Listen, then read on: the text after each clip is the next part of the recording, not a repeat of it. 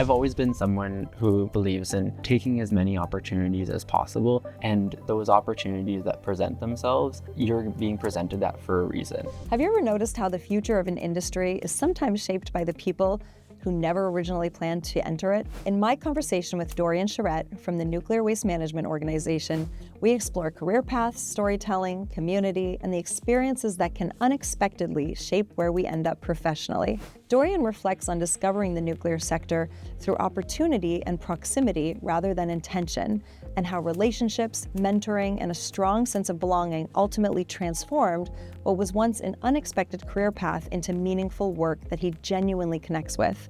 Our conversation also explores the evolving culture within nuclear, particularly the openness, collaboration, and support systems that are helping younger professionals contribute, grow, and find a place within this industry. This is a thoughtful conversation about remaining open to opportunity, building a career aligned with your values, and the next generation of voices that are helping shape the future of nuclear. Join me now as I split atoms with Dorian Charette in a special edition of the Splitting Atoms podcast called Powering Tomorrow.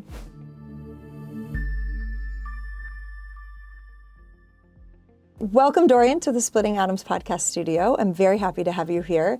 And you are maybe the lucky, unlucky first person that we're having on a segment called Powering Tomorrow. Yeah. And so I guess it's lucky because you get to be the first one, but it's unlucky because you got to watch as the room changed and the setup was tried out for the first time. So thank you and you're welcome. Of course. Well, thank you so much for having me. And honestly, it's very much a privilege to be here today. And just even seeing the space come together, and from a communications perspective, I appreciate it so much. And to be thought of as a future leader is very kind. So thank you, Caitlin. You are. It's not thinking of you as one. You are one. You fit the role so beautifully. We're in a very casual setting. Mm-hmm. But you came dressed, ready to go. You have your Adams tie on. Yes, I appreciate this. I did. I chose my tie for the occasion. Of course, I can't not wear the Atom tie for the Splitting Atoms podcast. No, tell me the backstory of the tie. Where did it? This tie. Its origins. Where did you get it? That's not when you walk into a store and I think it's sitting on a shelf. You know what? It's actually a tie that I purchased after the technical tour at WIN. So they did the tour of the hydroelectric dam, Surratt and Beck, the original, and this was in the gift shop. So your souvenir. Yeah, so it's kind of a win souvenir as well, and it's a win-win. It's a win-win, yeah. And I don't get to wear it often, so when I was on the Splitting Atoms podcast, of course, I have to pull it out. That's right. And for people who are listening who may not be aware, WIN, of course, is Women in Nuclear, a fantastic organization that works to empower and bring together all of the women who are powering our sector. So and allies as well. Of course, yes. Thank you. Yes, yeah. So a fantastic organization, such a fun event. Their annual conference that happens every fall. So that's a good souvenir. Yeah, exactly. Good job, well done. Yeah, thank you for asking me about it, actually. It's always nice to remember. Yeah. And so before we jump in too much on our conversation, could you give a quick rundown of the organization you work for, which of course is the Nuclear Waste Management Organization, and your role there? So I'm proud to work at the Nuclear Waste Management Organization, or the NWMO for short. And so we were founded in 2002 as a not-for-profit organization, and we're actually tasked with the long-term management solution and implementing it for Canada's intermediate and high-level radioactive waste, and to do so in a manner that protects people and the environment. So essentially what that means is, taking action today and actually, implementing those management solutions in a deep geological repository, or DGR. And so if folks don't know what a DGR is, it is the long-term management solution that is used, that we're implementing here in Canada, and it is used around the world to safely isolate and contain radioactive waste. And it's 500 meters below the Earth's surface. And in the NWMO's case, with our used fuel repository, we are using a series of natural and engineered barriers to do so. Amazing. So you essentially, your organization is one that I love so much because you are the stewards, essentially, of how nuclear is going to be impacting generations to come. You are that kind of watchdog group that makes sure we have a plan in place. We are thinking forward. We're making sure that communities and animals and people within those spaces are really thought of as we operate. I love this because I think we're one of the only industries that is so accountable with our waste management and having a plan in place. I mean, most rely on end users to kind of deal with the waste, which I know is something you and I have chatted about in the past. But how amazing is it that we have this organization and all of the utilities and supply networks within nuclear are so supportive of the NWMO, because it's so important to us that we're thinking generationally ahead. And now, what is your role within the NWMO? Yeah. So I actually started as a corporate communications student with the NWMO. So I was really fortunate to have that opportunity. And as a student, you're always learning new things. And I was really tossed into all aspects of communications. So I see that showing up in my work today even. And then I grew into the role of site engagement associate. And so I was working directly with the community of South Bruce during the site selection process. And so there I learned so much about speaking with community members and regional organizations, and really anyone who would listen to what it is that the Nuclear Waste Management Organization does. And I really got to understand the questions that were being asked and how people really resonated with our work. And so now I've moved into a new role as a senior communications officer, and I work in public and media relations specifically, but I am actually back in that corporate communications team. And so it is really a full circle moment for me, and to be in a bit of an expanded role. And I see the new corporate communications students coming, and I always see a little bit of myself in them, and it's always quite cool to see that excitement and the learning that they're able to do in that role again. Wait till you're my age and you start calling them the kids. Yeah. And you think, wait a minute, if I'm 25, how can they be 25? Yeah. But then you're like, I don't think I'm 25 anymore. Yeah, the next, the students. It's funny. So we're filming this in Waterloo, and I went to Wilfrid Laurier. And so now I drive by campus. I'm like, look at these little babies. They're just so young. But I remember being that age and thinking, you're a full-blown adult, And Exactly. now I look back and I think, oh no, I'm calling them kids. Yeah. And now going back into your story a little bit as someone who is in communications and who is out there telling the story of not only NWMO, but also of the nuclear community. If we think of you when you were little, would people who have known you when you were a kid be surprised that you're in comms? No, not at all. Why? I always had something to say. I think that's one thing. I was very confident, and I was always creative, and loved to put together little skits and dances and singing with friends and family and things like that, and putting on a good show and doing something that was creative. So.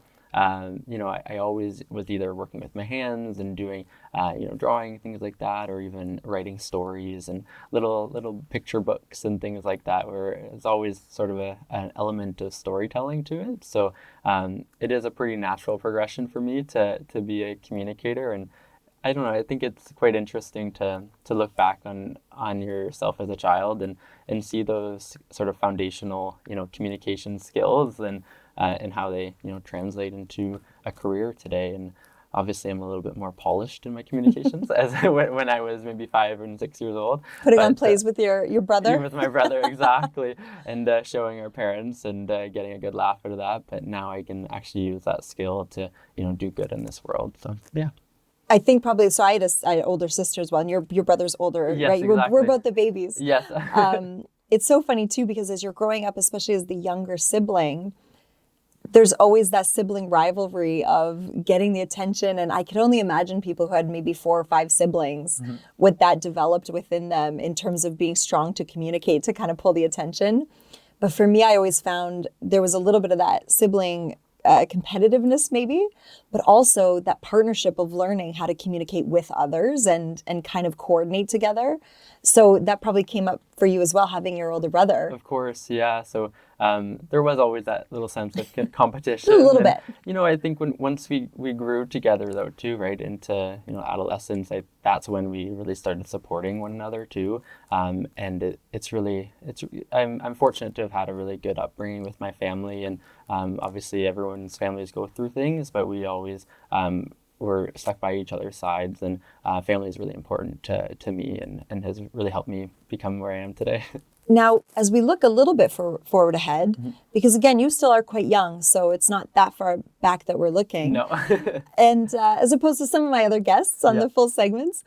So when we think of you deciding your career path, what were some of the things that were really important to you that were non-negotiables, let's say, when it came to picking a career and deciding what you wanted to do with 35 hours of every week, for a long foreseeable future? Yeah, that's a great question. And for me, I always had an interest in learning about careers at a really young age. And in high school, it was something that, it was always top of mind, like, what will I do for the rest of my life, right? Like, I think my family helped me with that too, in showing that you can do anything you want. They didn't pressure me into certain career paths or anything like that. It was very like, you are capable, you're smart, you can do whatever you want, and you have the choice. And so that right there was really something that helped me understand that, okay, well, I want to do something that resonates with me.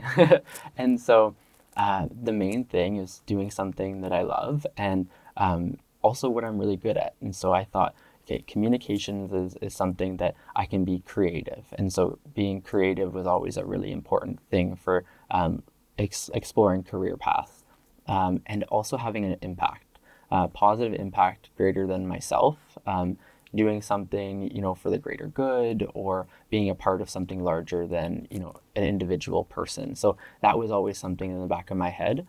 And then making sure that it also aligned with my personal values. So like you said, like 35, 40 hours a week or more at these jobs that we have, and we want to be very much fulfilled still in our lives, right? So and we see that even more in my generation, and most likely in the future to come, is that sense of desire to love what you do, and it's what people should be seeking out, and it really makes your career more wholesome, and then that way you can be more successful as well in both personal and professional living, right?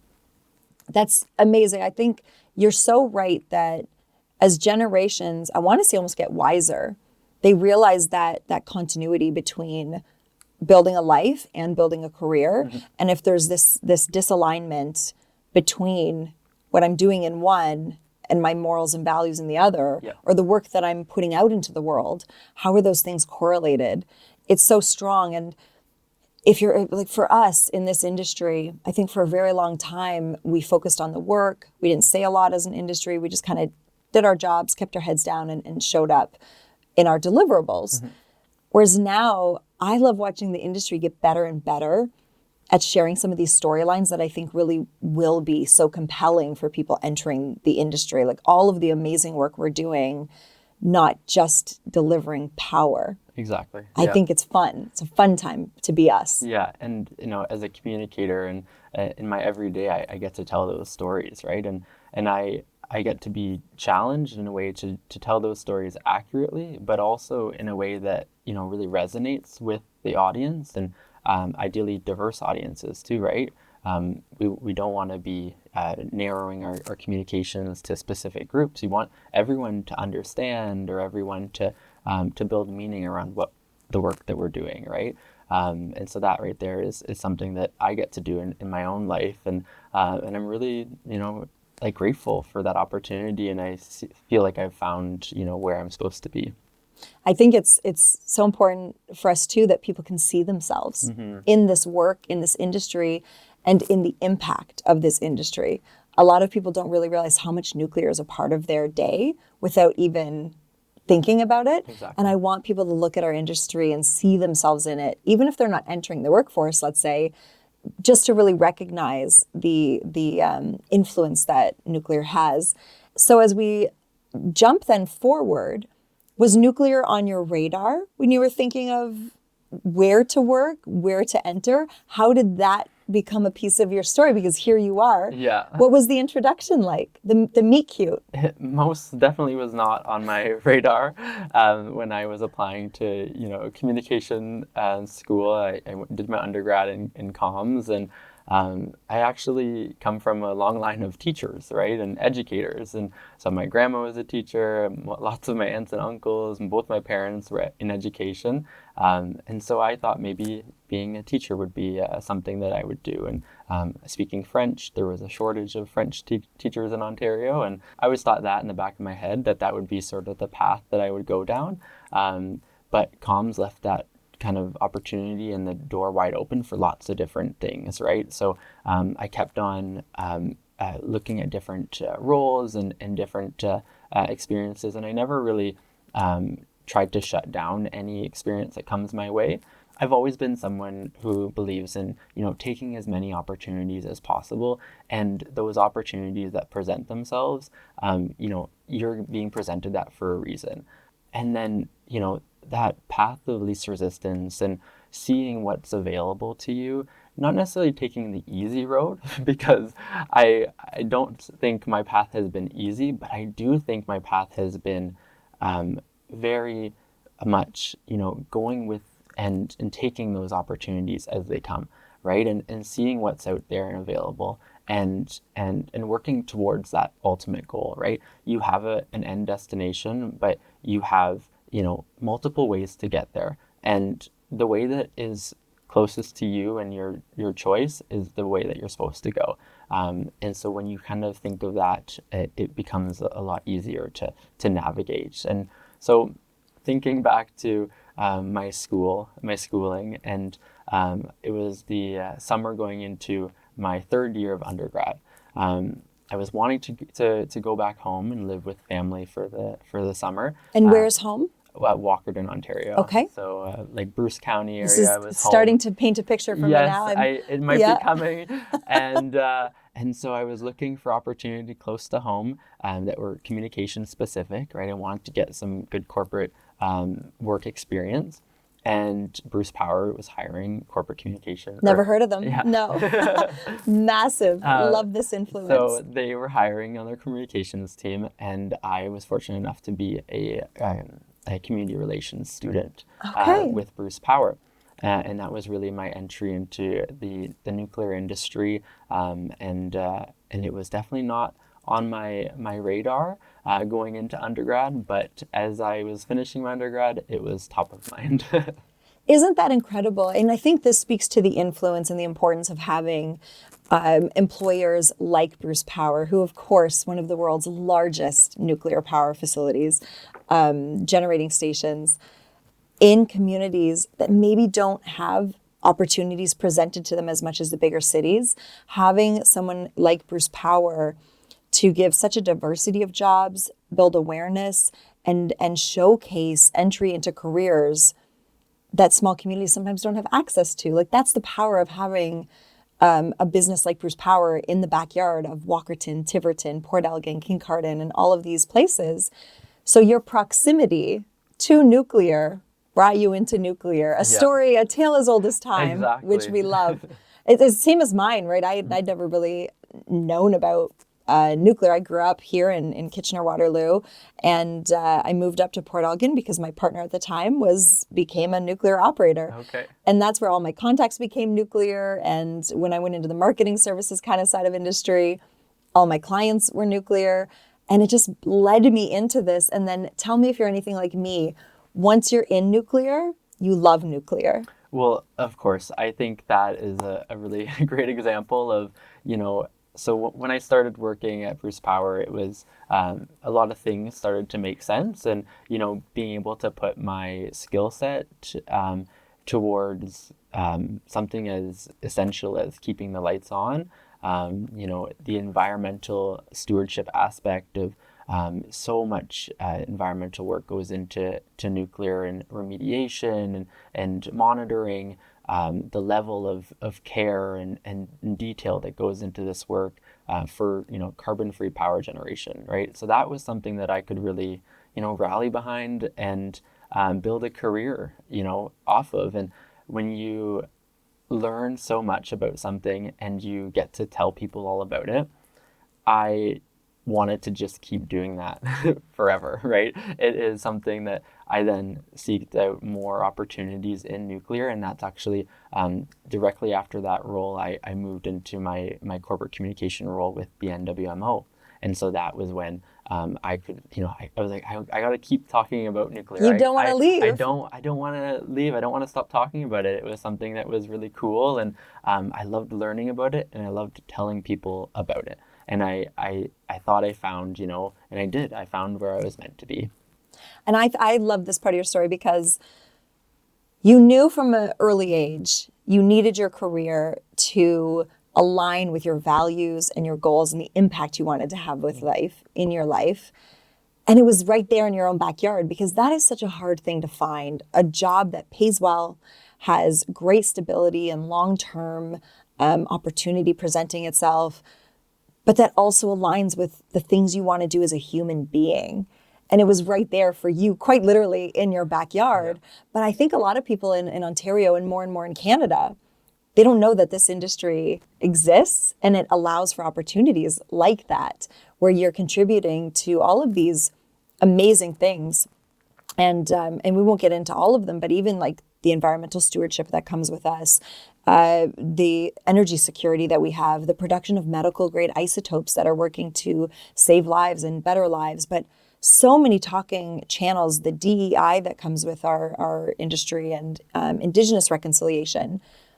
A lot of people don't realize that opportunity, the economic side of the opportunity of having a good, stable, steady job, and the social impact of building a life you can really be proud of is right here.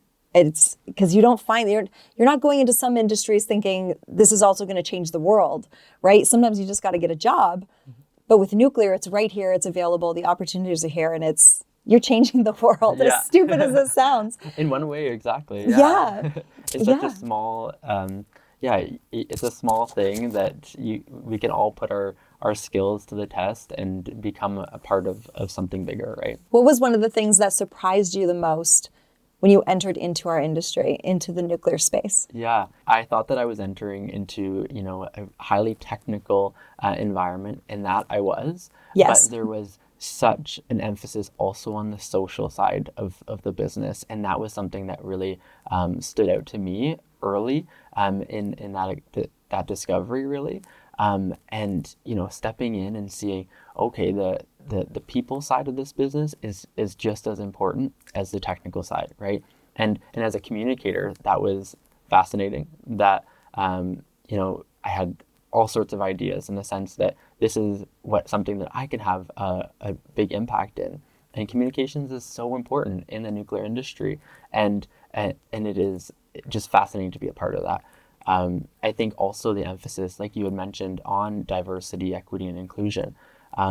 I think as an industry, I will not be naive. Like, there is still lots of work to be done in all sectors, but the nuclear industry is doing some amazing work in those initiatives, really. And it is, on a personal level, like as an Indigenous person and a member of the 2S LGBTQIA plus community, right? Those are aspects of my identity that I see not only accepted, but also celebrated, if that makes sense. Yeah, and with open arms, and even growing up in a smaller town, and going off to university and feeling a sense of belonging in a city environment, but then going back home and feeling that same sense of belonging in the place where I grew up, and I felt the need to sometimes hold back of who I am, right? So you're saying sometimes growing up in a small town, you didn't feel like you could fully be yourself, or that it was embraced? Is that? Exactly. And so once I then went off to university and I came back, and to see that my employer was fully embracing that, and to be, still in the same town, it was reassuring, it was refreshing, and it was definitely something that I'm very, very proud of. Even just things like going to community pride celebrations and parades, and going on behalf of Bruce Power and the Nuclear Waste Management Organization. Like, being there not only as a community member celebrating, but with my employer and showcasing that we are an inclusive employer and that we are, open to diversity and inclusion. So and the same goes with our participation in powwows as well, right? Having that invitation from community to attend those community events is really special. And to do that with your employer is really impactful for me. And then being able to share, the work that we do and how a community can get involved and the many opportunities for Indigenous reconciliation as well. It's funny because in our industry, on an organizational and on a technical level, we have someone like Connexus, right? Where their purpose is to make sure we are connected as a group of technology providers and that we're working together for the success of one is the success of all. We're an industry that really shares our learning, has lessons learned, and is open and free with our knowledge so that we're all getting better. I've never really thought of the fact before that trickles down into the people behind the power and how we show up for one another, right? Whereas I see if you're going to a conference that I've never been to before, there's people that reach back and say, hey, come on with me. Mm-hmm. Like, oh, I'll introduce you to these people. But we really do that for one another. And the other thing with what you said on being invited into communities and showing up at things like pride events and parades and all of these areas, that speaks to the genuine feelings behind our industry, not only on the organizational level, but really on the people level. Mm-hmm. Because to be invited in to Indigenous ceremonies and into community is a very meaningful thing, I think, and shows a true relationship that we are building with community and with the individuals within, and an authenticity to how we're doing it. I know it's not always perfect, and I know that, as you've said, there's still progress that has to be made on all fronts across all industries and sectors. But I am really proud, like yourself, to be part of someone who I think we're leaders in it. Again, not perfect, but definitely working really, really hard. So I like that that's part of your journey and that you're noticing the same thing, especially being a younger generation, because I think your generation holds a higher standard for what that looks like on a genuine level. And I think that there's so much to come in terms of DEI as well. Thinking about what has already been laid, the groundwork, and the next generation of nuclear professionals that are to come. I'm really excited to see, there's diversity in that, when people see themselves represented in an organization or in an industry, they can then, go to trying to work in it, right? And so if folks don't see themselves represented in an industry, how can they expect to pursue a career in it, right? And I think that's where the representation matters. And I think that's where, diverse teams, which we know are stronger through diverse, ideologies and thinking, all sorts of things, it makes the whole industry stronger as a whole. It's such good business practice as well as social practice. Exactly. It makes good business sense, and it's just the right thing to do. Yeah. And it feels good. It creates better environments, better cultures. But then, we combat problems much more effectively because you have people from different backgrounds coming up with solutions. We're able to see problems further out because, again, different backgrounds alert us to different things that others may not notice. I love that part. And the other thing that I really love, so at the time that we're filming this, the CNA conference was just last week. It feels like a long time ago because it's just been so crazy coming back from that. But I love being in rooms like that where you have people in the room who are 62 and you have 22. Yeah. I love being in rooms where there are multiple generations, not only just for the kind of environment that builds and the different jokes and that sort of thing. I love the learning because it goes both ways. For sure. I think sometimes we think the older generations teach the younger, but I think it goes both. It goes both ways, hand right? in hand. Exactly. And you are part of an organization, the NAYGN. Nailed it. Because normally I screw that one up. I move letters around. I really struggle with abbreviations for an industry that is riddled with abbreviations. So many. But I love that organization because one piece of that, and I'll let you describe it a little bit more, what the abbreviation stands for, a part of that is bringing generations together and creating this environment where young professionals moving into the sector have the support and the guidance and the welcoming that they need. Exactly. Yeah. So North American Young Generation in Nuclear, or NAYGN for short, it's a member-based organization with chapters all across Canada, the US, and Mexico. And essentially, it is to empower the next generation of nuclear enthusiasts and nuclear professionals, right? So you mentioned one of the key pillars, which is actually knowledge transfer. There are 4 key pillars of NAYGN, and so it is professional development, there is public information sharing, networking and membership, and then the knowledge transfer. And so when people hear North American Young Generation in Nuclear, they often will dismiss it right away and say, oh, well, I'm too old for that. I didn't meet the cutoff. Yeah, and that's such a misconception, because we want everyone to be involved. And so basically, it is that leadership is designated for folks that are 35 and under, but anyone can join. There is no age limit. And it's really important to have, those folks that are more mature in their career and have that experience be engaged with NAYGN because of that knowledge transfer. So, being mentors and sharing your knowledge with the next generation that will, come up and become the leaders of tomorrow.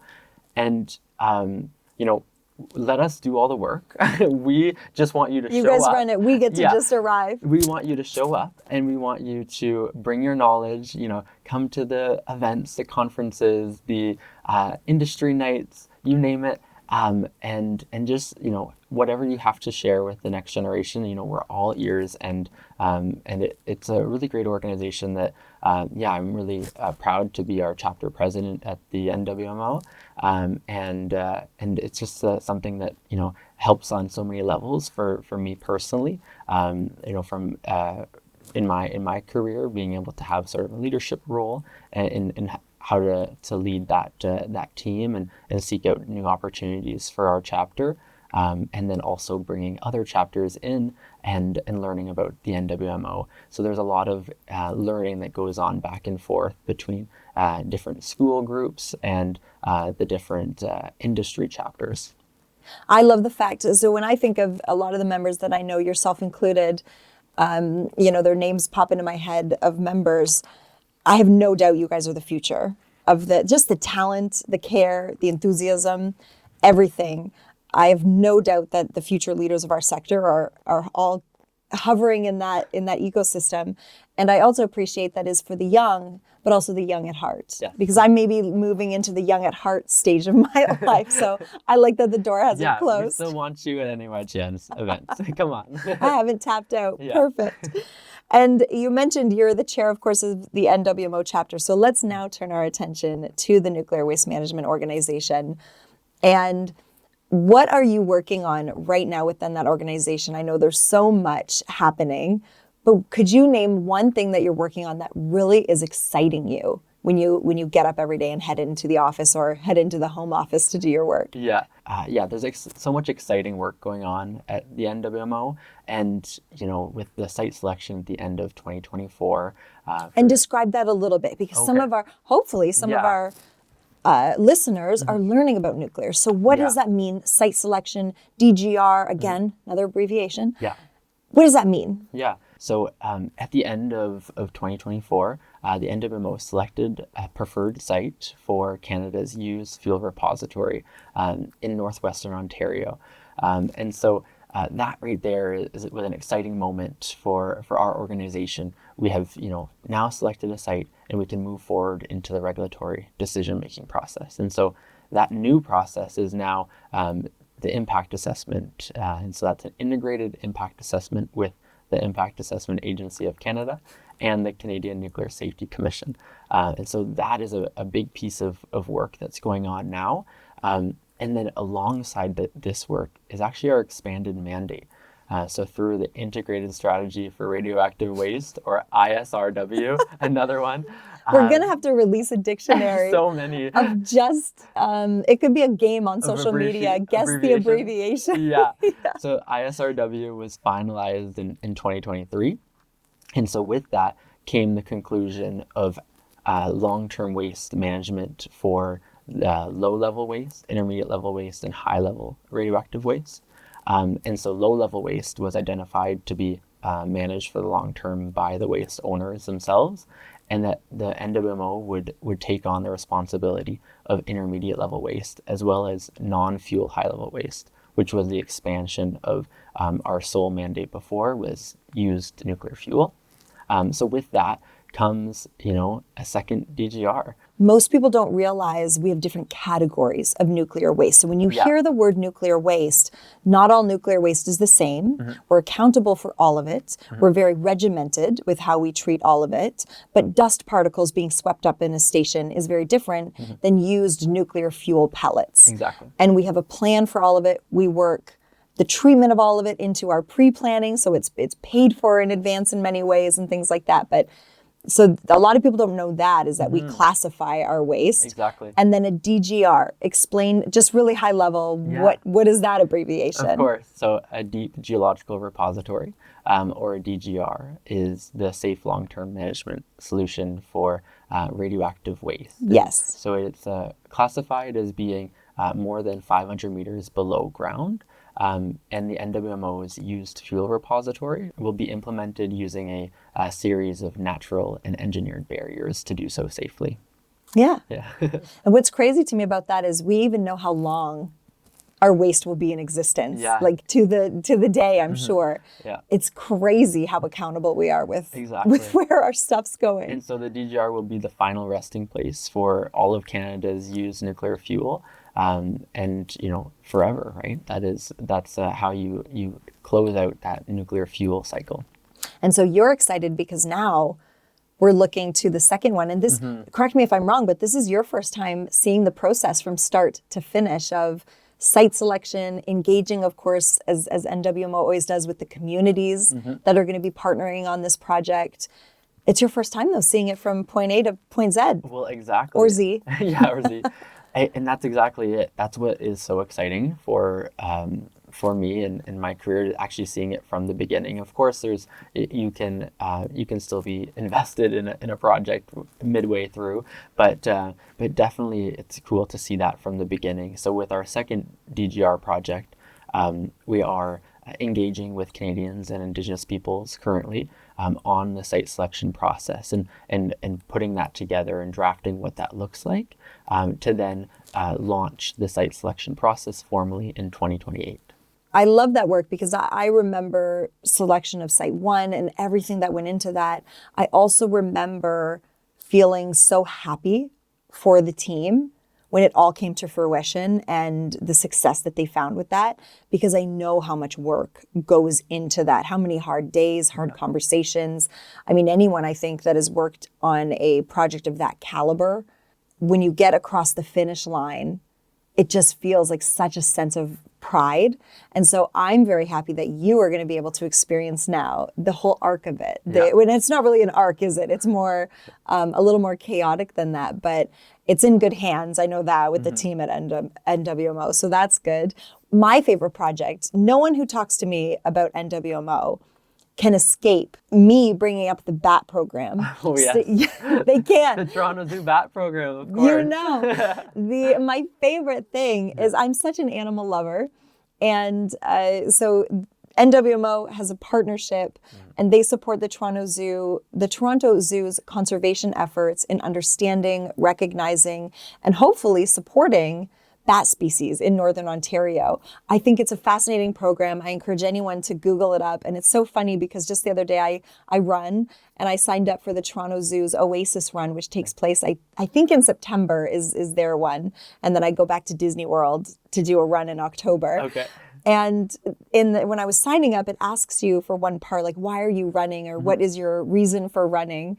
And I put, I'm running in support of the NWMO and Toronto Zoo's partnership. Yeah, we'll have to get you a T-shirt or something. I'll dress up as a bat. Yeah. I'll run in those, those costumes, those inflatable. Or mascot, just a bat Perfect. mascot. Yeah. So it was so funny because I think there's even these types of projects that are happening within our industry that people don't even know about.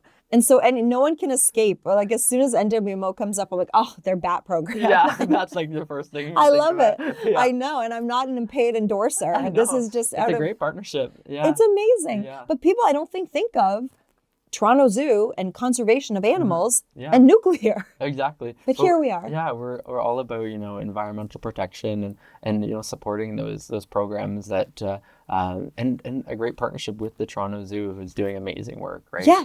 In that work. So. Two superstars collide. Yeah. It's the collab of the year. Of multiple years, really, because I think we're in like third or fourth. It's a multi-year collaboration, yeah. There you go.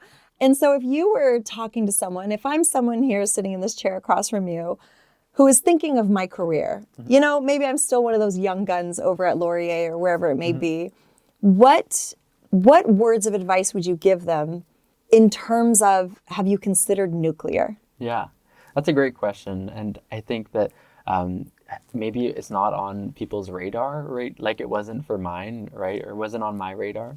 And I think that there is just so much opportunity to be had in the nuclear industry, right? Like we are mentioning, there's, all these projects going on. And think about refurbishments and think about new builds, right? And the geological repositories, and the momentum that we have as an industry, there is so much opportunity to come. And as a young person, that gives me a lot of hope. And, for that next generation of folks that are wanting to enter the industry, it's like there is opportunity for everyone here. And there's so many jobs too, right? A vast amount of different career paths. And I think that's what's really important that folks don't realize right away. They think of nuclear and they only think of, the technical and like engineering focused roles, but there are so many roles, right? And the nuclear industry, we want good talent and we don't want those talented folks to not think about nuclear as an option. We want them to have nuclear at top of mind when they're deciding where they want to work. And there is just so much to come in the nuclear industry. I love that. I think it's so funny because our industry, it's a win-win, right? We get the best talent. We want the best talent. We encourage it. We invite it in. But in so many ways, we also want to give the best of industry to that talent. It's a two-way street. And again, no industry is perfect. And we are obviously biased because here we are. But I really do. I feel like I love this place. Like I won't leave it. I work with some individuals when I have my marketing hat on. I work with a few organizations that are outside of nuclear. And it's not the same feeling when you go to those events. It's they don't really even understand what I'm talking about when I get excited to go to one of our conferences. They think I'm crazy. But I really love it. And I think you are a shining example of why this is a great place to look and explore and discover and stay curious. Because like you said, it wasn't on your radar, but you knew you had these certain attributes that you're really good at and these personal characteristics that served you well, like your communication skills and your abilities as a storyteller. You knew that impact was really important for you and alignment between life and work had to be there. And here you are thriving and for sure a future leader of our industry. One day you will be being interviewed by someone younger than I to talk to you about your leadership journey as you're a big CEO somewhere. Of that, I have no doubt. Well, I can dream, right? I think you're dreaming and you're doing. I think you're already on the path, whether you know it or not. So going back to, our love of storytelling and us being kids who love to put on shows and be loud in the room and share our thoughts. I want to thank you so much for coming in today and spending time in studio with us and for sharing your story once again here with us and splitting atoms with me. So thank you. Well, thank you so much, Caitlin. It's been a pleasure and I've really enjoyed our conversation. Thank you so I much. think we also worked in all the good things. We got Disney in there. We got the zoo in there. There's so many things. So I'm quite pleased. But we did it. We did it. Thank you, Caitlin. Thank you. Thank you so much for listening. The Splitting Atoms podcast is produced by Splitting Atoms Media, a division of the Carolyn Corporation. All of our conversations are made possible through the support of our founding partner, the Nuclear Innovation Institute.